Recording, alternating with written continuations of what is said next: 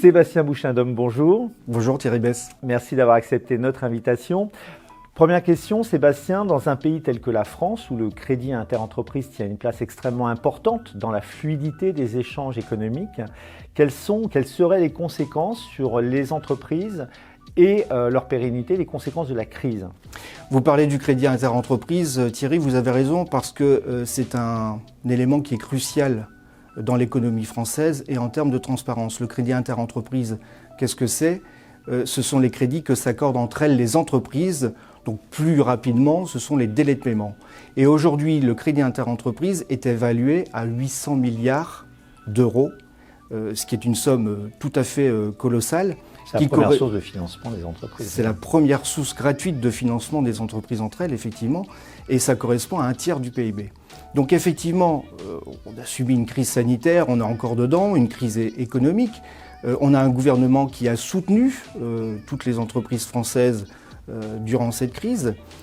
On s'attend, on parle beaucoup de défaillance, on a entendu parler de murs de défaillance d'entreprises. Aujourd'hui, ça n'est pas le cas. Sur l'année 2021, on n'a pas un nombre colossal d'entreprises qui ont déposé le bilan, et tant mieux grâce au soutien effectivement du gouvernement.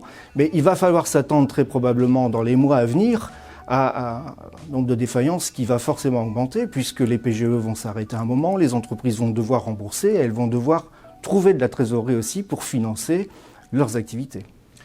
De par leurs activités, mais également leurs engagements, est-ce que certains organismes ont eu un rôle plus spécifique à jouer dans la relance économique et sociale que nous vivons actuellement? Oui, bien sûr, beaucoup d'organismes se sont mobilisés depuis le premier confinement. Ça a été le cas de la FIGEC avec ses entreprises, où on a mis en place une cellule de crise véritablement pour aider toutes les entreprises françaises à sortir de cette crise et à passer en tout cas ce confinement pour le début. La FIGEC a participé de manière très active à toutes les démarches qui ont été mises en place par Bercy, la Banque de France, la médiation des entreprises, le MEDEF, etc. etc.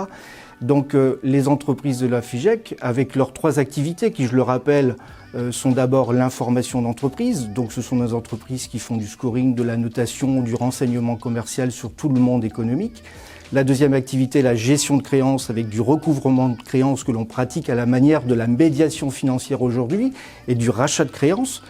Et la troisième activité qui est l'enquête civile, qui est la recherche de débiteurs ou d'ayants droit. Et effectivement, les entreprises de la FIGEC ont été au cœur du réacteur, au cœur de la relance, et le sont actuellement. Pourquoi? Quelques chiffres, on en a parlé tout à l'heure, le crédit interentreprise extrêmement important, en termes de montant 800 milliards. Le nombre de créances irrecouvrées, le montant 56 milliards de créances irrecouvrées qui passent en perte chaque année, un montant colossal. Et un troisième chiffre qui est le montant des NPL. Les NPL sont les non-performing loans, les prêts non performants dans les banques françaises, qui s'élèvent à 100 milliards d'euros. Montant colossal également. La crise Covid-19 a été un révélateur dans de nombreux domaines. Citons par exemple dans la gestion des entreprises, un recentrage sur des fondamentaux tels que faire rentrer le cash, payer ses fournisseurs. Mais il y a également une prise de conscience accrue sur des sujets liés par exemple à la responsabilité sociétale des entreprises. Est-ce que vous-même avez-vous relevé ces évolutions ? Oui, bien sûr, vous avez raison de préciser que les entreprises ont travaillé et continuent à travailler sur leurs fondamentaux, de reconsolider leur trésorerie, c'est indispensable. Aujourd'hui, un jour de délai de paiement perdu, c'est 1 milliard d'euros, il faut le savoir. Mais effectivement, d'autres prises de conscience se mettent en place sur une éthique différente, une déontologie, des vertus à mettre en place, et tout ça s'accélère effectivement avec cette crise. Alors, ces prochains mois, de nombreux défis se profilent pour lesquels la FIGEC, dont vous êtes le délégué général, devra se montrer particulièrement vigilante. Pouvez-vous nous en dire plus sur ces défis ? Oui, les défis effectivement sont nombreux. C'est ce qui consolide aussi nos 3 axes stratégiques à la FIGEC sur les délais de paiement, sur le risque immatériel en entreprise, le patrimoine immatériel des entreprises, et sur la RSE, les assises des délais de paiement. Nous sommes co-organisateurs avec l'association des credit managers depuis plusieurs années pour sensibiliser les acteurs publics et privés, les entrepreneurs, sur ce dossier précis des délais de paiement. Sur le patrimoine immatériel des entreprises, nous avons souhaité mettre en place un think tank spécifique pour réfléchir entre acteurs privés et acteurs publics, avec des chercheurs, avec des universitaires, des élus, etc., sur le patrimoine immatériel de l'entreprise. Alors c'est quoi le patrimoine immatériel? Ce sont ces datas, ces savoirs, la gestion de leurs risques clients, fournisseurs, les délais de paiement naturellement, la gouvernance, la RSE, l'éthique, l'égalité femmes-hommes, etc. Tous ces types de sujets qui ne sont pas en fait valorisés dans les comptes des entreprises, mais qui sont aujourd'hui de plus en plus importants. Et le troisième axe stratégique de la FIGEC, c'est justement de se focaliser sur la RSE, où on a développé un certain nombre de solutions pour nos adhérents. Quant aux défis, puisque vous me posez la question, ils sont colossaux pour les mois et les années à venir. Peut-être un défi réglementaire avant tout. On a beaucoup de sujets pour les entreprises de la FIGEC.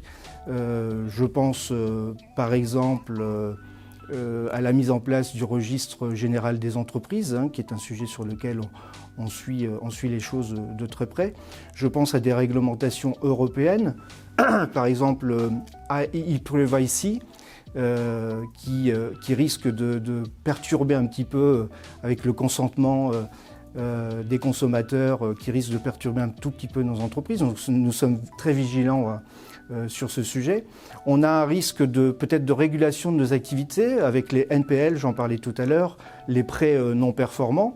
On n'est pas contre cette régulation en France. En revanche, on est très attentif à ce que l'administration française risque de mettre en place et de surréglementer. C'est là-dessus où on est très vigilant.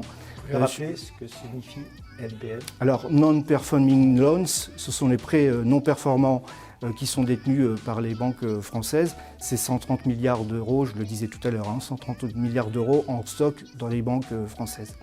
Et puis on a un défi qui est colossal aussi, c'est le défi social pour les collaborateurs et le bien-être des collaborateurs dans l'entreprise. C'est un enjeu majeur pour que nos entreprises puissent fonctionner correctement. Vous parlez des assises des délais de paiement. Le prochain rendez-vous d'ailleurs est très bientôt, le 26 octobre. Absolument. Dans les locaux du MEDEF à Paris. Absolument. J'espère vous y accueillir. Mais nous y serons. Merci Sébastien Bouchardom. Merci à vous Thierry Besse.